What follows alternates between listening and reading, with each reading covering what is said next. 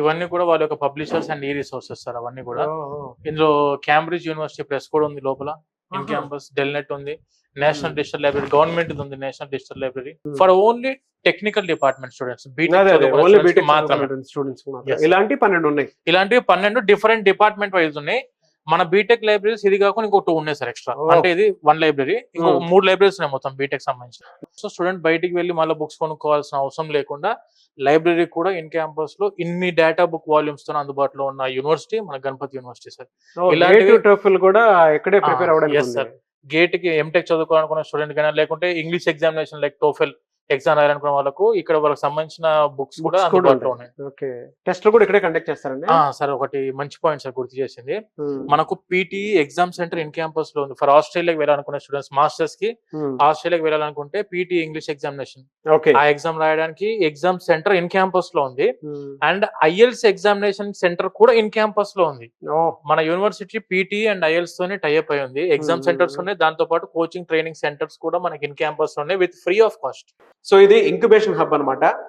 మీరు కనుక ఇక్కడ చదువుకుంటే ఒక్కసారి చదువుకున్న తర్వాత మీ ప్రాజెక్ట్ ఏదైతే ఇన్నోవేటివ్ ఏదైనా చేసి ఉంటే మీ ఐడియాని ఈ యూనివర్సిటీ సపోర్ట్ చేస్తుంది. గవర్నమెంట్ అంటే ఇక్కడ ఉండేటువంటి గవర్నమెంట్ కూడా సపోర్ట్ చేస్తుంది. ఆల్మోస్ట్ 30 lakhs వరకు గవర్నమెంట్ సపోర్ట్ ఉంటుంది, 20 lakhs వరకు కాలేజ్ నుంచి కూడా సపోర్ట్ ఉంటుంది. స్టూడెంట్స్ ఐడియాస్ ఏవైతే ఉంటాయో వాటిని ఎంకరేజ్ చేయడం కోసం అని చెప్పి ఇలాంటి ఇంక్యుబేషన్ హబ్ లాంటి స్టార్ట్ చేస్తుంటాం. ఇక్కడ ఎలా ఉంటుందండి ప్రాసెస్ సార్? ఇది వచ్చేసి మనకి ఇప్పుడు ఉన్నదంతా కూడా ఇంక్యుబేషన్ సెంటర్ సార్. ఇది మనకు 2020 లో స్టార్ట్ చేశారు. మన యూనివర్సిటీ తరఫు నుంచి అరౌండ్ ఇప్పటి వరకు 120 కంపెనీస్ పేటెంట్ రైట్స్ యూనివర్సిటీ సొంతం సార్.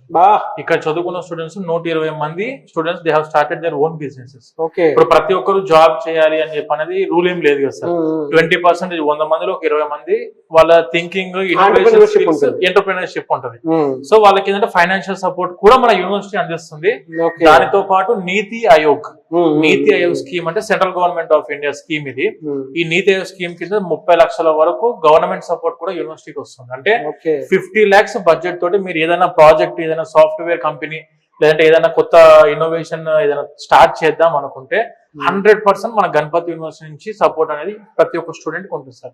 కొత్త ఐడియాస్ ని సొసైటీకి ఉపయోగపడేటివి ఉండాలి, యూనివర్సిటీకి ఉపయోగపడేటివి ఉండాలి, కొత్త సబ్జెక్ట్ ని తీసుకొని రావాలి మార్కెట్ లోకి. ఇది సార్ పరిస్థితి. మన నరేంద్ర మోడీ గారు అఫీషియల్ గా లెటర్ రాశారు యూనివర్సిటీ రాశారు. Will help youngsters take leverage of technology to equip themselves with new age skills. ఇది మీ దగ్గర స్కిల్ ఉంది అని అంటే డెఫినెట్ గా వాళ్ళు ఏ రకంగా చూసుకున్నా కూడా హెల్ప్ చేస్తారు. ఇది గణపత్ భాయ్ పటేల్ గారికి రాసిన లెటర్ నరేంద్ర మోడీ గారు. గణపత్ భాయ్ పటేల్ గారు అంటే మన university founder sir. Padmashri award. Padmashri award. అందుకే కదా సార్ ఇదంతా ట్రస్ట్ ద్వారా నడుస్తున్న యూనివర్సిటీ కాబట్టి ఫీజు కూడా చాలా రీజనబుల్ బడ్జెట్ తోటి అన్ని అందుబాటులో ఉన్న యూనివర్సిటీ సార్. ఇది ఒరిజినల్ గా the classic university sir. So ఆహ్లాదకరమైనటువంటి వాతావరణం, మొత్తం గ్రీనరీ ఉందండి. చిలక పలుకులు కూడా మనకు వినిపిస్తూ ఉన్నాయి. అంటే ప్రకృతిలో ఉండేటువంటి పక్షులు ఏ విధంగా అరుస్తున్నాయో అవి కూడా వినిపిస్తున్నాయి మనకి. ఫుల్ గ్రీన్ క్యాంపస్, మొత్తం 350 ఎకరాలు ఇలానే ఉంటుంది సార్ క్యాంపస్ అంతా. ఇంత గ్రీనరీలో సార్ వరల్డ్ క్లాస్ ఇన్ఫ్రాస్ట్రక్చర్.